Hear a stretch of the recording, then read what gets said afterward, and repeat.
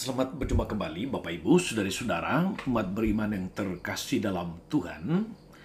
Para pendengar setia Renungan Mutiara Pagi dimanapun Anda berada, tetap sehat dan semangat. Hari ini hari Jumat tanggal 11 Maret 2022. Saya Romo Agus Cesar mengajak saudari-saudara merenungkan Injil Matius bab 5 ayat 20 sampai 26. Dalam nama Bapa dan Putra dan Roh Kudus. Amin.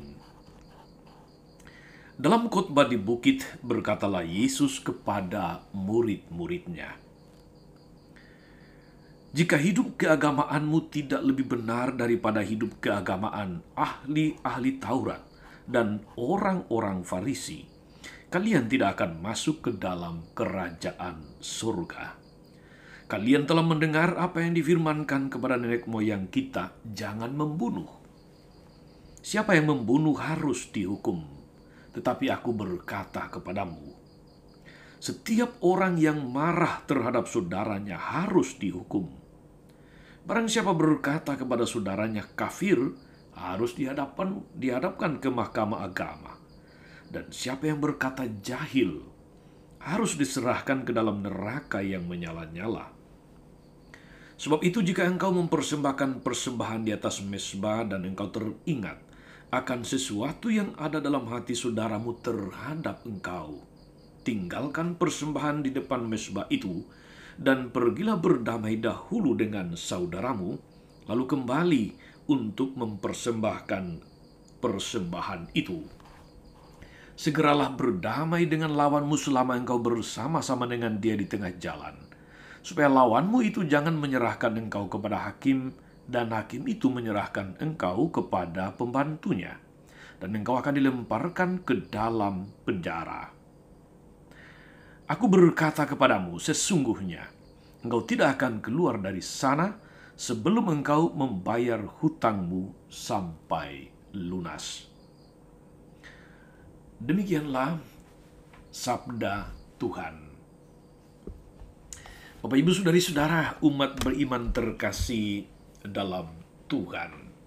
Yesus menegaskan di awal perikop Injil hari ini, jika hidup keagamaanmu tidak lebih benar daripada hidup keagamaan ahli-ahli Taurat dan orang Farisi, kamu tidak akan masuk ke dalam kerajaan Allah. Sungguh suatu kalimat yang menantang dan sekaligus membuat kita waspada apa yang keliru, apa yang kurang dalam penghayatan agama orang-orang Farisi dan ahli Taurat. Saudari-saudara, umat beriman terkasih, kita tahu ahli-ahli Taurat dan orang-orang Farisi itu adalah orang-orang yang sungguh taat pada peraturan, pada perintah agama. Mereka melaksanakannya sampai detil sekecil-kecilnya. Tetapi yang jelek dari itu adalah mereka hanya menghayatinya secara lahiriah.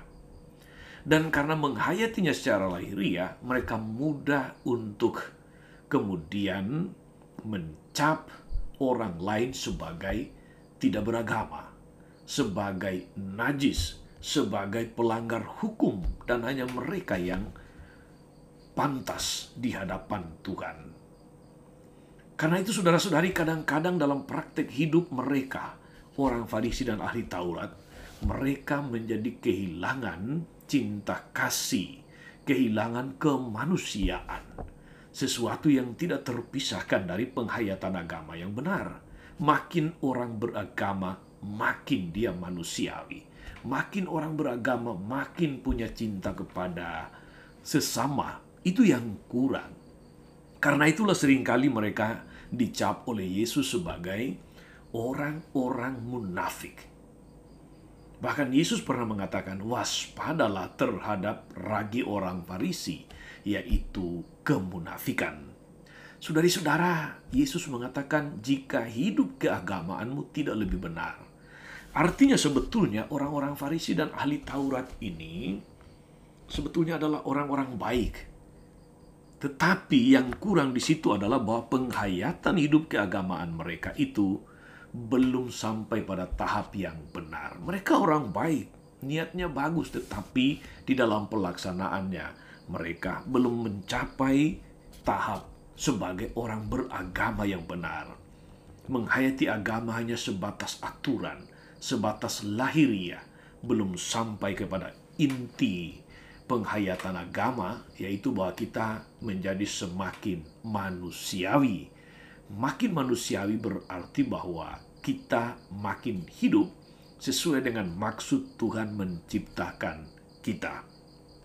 Saudari-saudara umat beriman yang terkasih dalam Tuhan, Yesus berkata, jika hidup keagamaanmu tidak lebih benar daripada. Yesus tidak berkata bahwa jika hidup keagamaanmu tidak lebih baik, tapi tidak lebih benar. Jadi saudari-saudara, hidup keagamaan ahli Taurat dan orang Farisi itu sudah baik, tetapi belum sampai pada tahap benar. Apa maksudnya?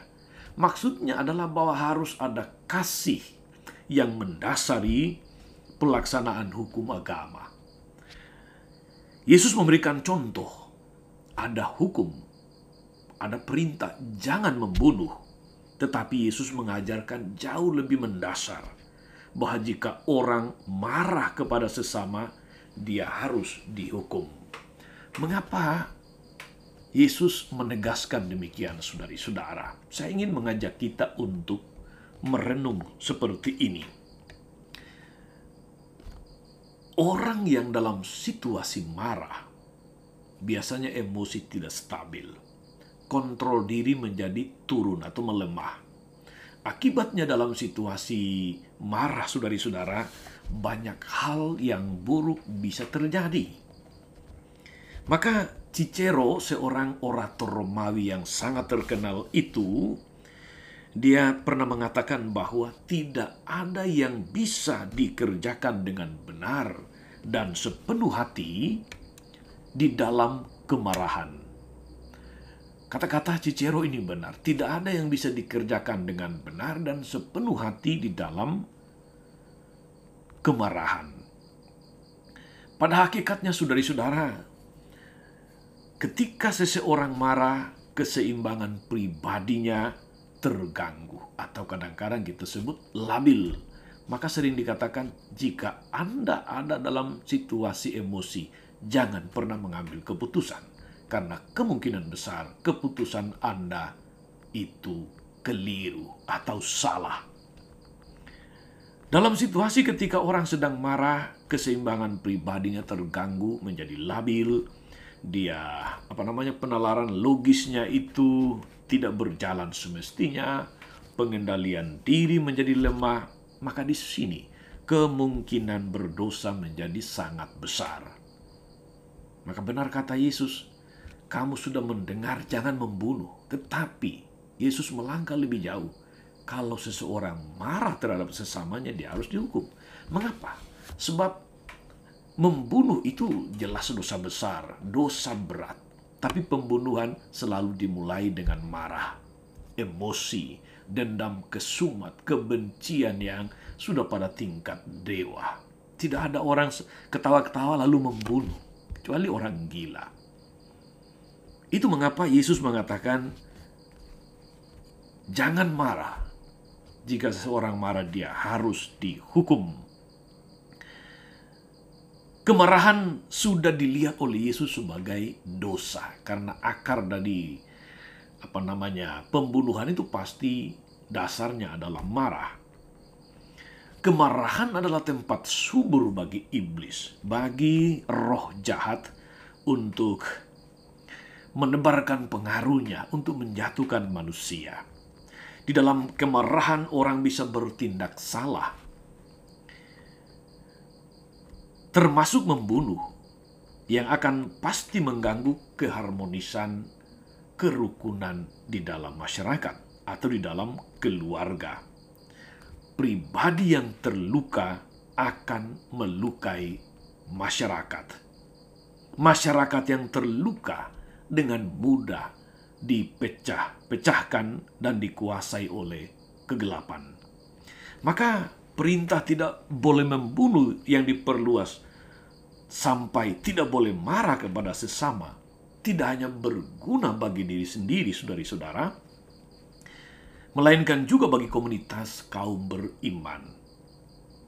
Komunitas yang bebas dari rasa marah menjadi ladang subur bagi cinta sejati yang murni. Saudari-saudara, umat beriman terkasih dalam Tuhan, kita berada pada masa Prapaskah, masa untuk introspeksi diri, masa tobat. Apa yang relevan untuk kita renungkan berdasarkan firman Tuhan hari ini? Saudari-saudara, orang bisa dengan mudah marah atas hal-hal yang sepele. Orang bisa merusak relasi baik yang sudah dibina, dibangun bertahun-tahun lamanya karena kemarahan yang beberapa detik. Ingat saudari-saudara bahwa luka batin oleh kata dan kemarahan lebih lama sembuhnya daripada luka oleh senjata tajam. Maka hendaknya kita mampu mengendalikan rasa marah. Mari kita bersikap sabar dalam segala hal. Berpikir positif tentang seseorang atau tentang sesama, walaupun tentu tetap bersikap hati-hati dan waspada. Buanglah rasa curiga saudari-saudara, tapi tetaplah waspada. Jagalah tutur kata dan sikap hidup agar senantiasa berkenan di hati sesama dan di hati Tuhan sendiri. Kita memupuk ladang cinta bagi karya Tuhan di tengah dunia. Selamat beraktivitas hari ini saudari-saudara. Tuhan Yesus memberkati. Maria Bunda selalu menolong, setia mendoakan kita semua. Amin. Allah Bapa yang penuh kasih, kami bersyukur atas firman-Mu melalui Yesus Putra-Mu yang sungguh meneguhkan kami untuk berintrospeksi, untuk mengevaluasi praktek hidup keagamaan kami yang seringkali tidak berbeda dengan orang-orang Farisi dan ahli-ahli Taurat.